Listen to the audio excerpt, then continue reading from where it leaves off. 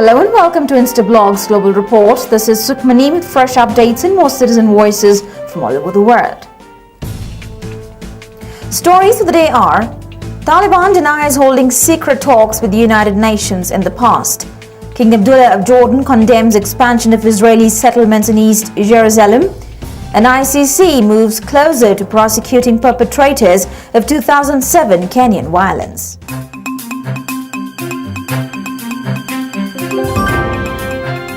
Taliban has denied holding secret talks with the United Nations in the past.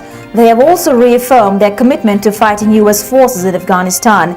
CJ Kramuddin Behram has more on the story from Kabul. This is Kramuddin Behram on Instablogs.com. Denying former UN representative to Afghanistan Kai Eides' statement regarding secret talks. Taliban militants have released their statement holding Kai Eides' statement irresponsible remarks and have vowed to fight till the unconditional withdrawal of foreign forces. In the same statement, Taliban have clarified their position, referring to themselves as the Islamic Emirate of Afghanistan, saying the Islamic Emirate of Afghanistan does not believe in any political superstitious contacts, nor has it had such contacts. In the meanwhile, they have replaced their captured leader Mullah Barader with a Guantanamo released Taliban militant, the younger Abdul Qayuum Zakir, who rejoined the group after being released in 2008. King Abdullah of Jordan has strongly condemned the expansion of Israeli settlements in Jordan. He continued saying that such actions could jeopardize the relations between Israel and Jordan. CJ Wada says that most of the Jordanians support King Abdullah's stance. On Thursday, King Abdullah of Jordan has stated his views on expanding Israeli settlements in East Jerusalem. He said that Israel is playing with fire and condemned all trials of Israeli sites to displace Christian and Muslim Arabs from East Jerusalem. The area, he said, should be named the capital of an independent Palestinian state as soon as possible. These statements came after Israeli authorities gave permission to 20 new homes in East Jerusalem, which followed earlier announcement of 1,600 Israeli homes in another area in East Jerusalem. King Abdullah called for action in Washington regarding the new settlements and said that the continuation of such actions from Israeli side will risk relations between Jordan and Israel. Such a step would probably be welcomed by many Jordanian citizens who have always felt for their brothers suffering in Palestine.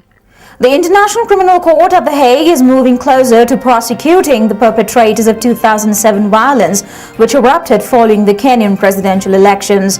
CJ Bangui states that most of the Kenyans are waiting with a bated breath to hear the big fishes involved in the violence.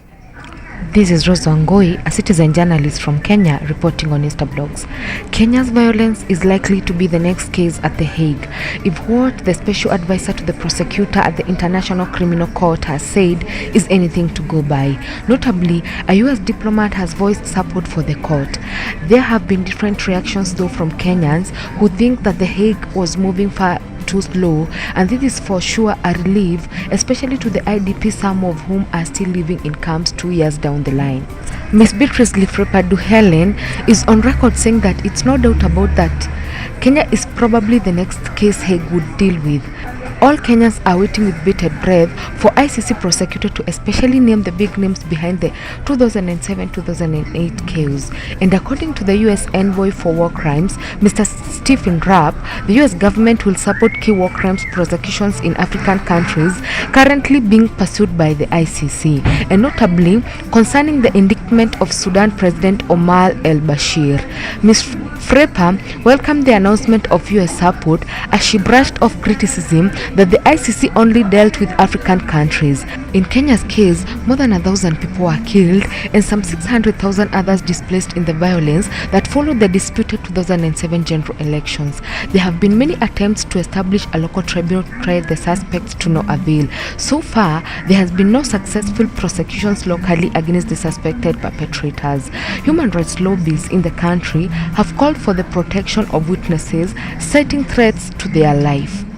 If you want your voice to be heard by millions, let Instablogs be your choice. You can contact us at cj@instablogs.com. That's all for today's show. We'll be back with fresh updates and more citizen voices. Till then, it's goodbye from the entire team of Global Report.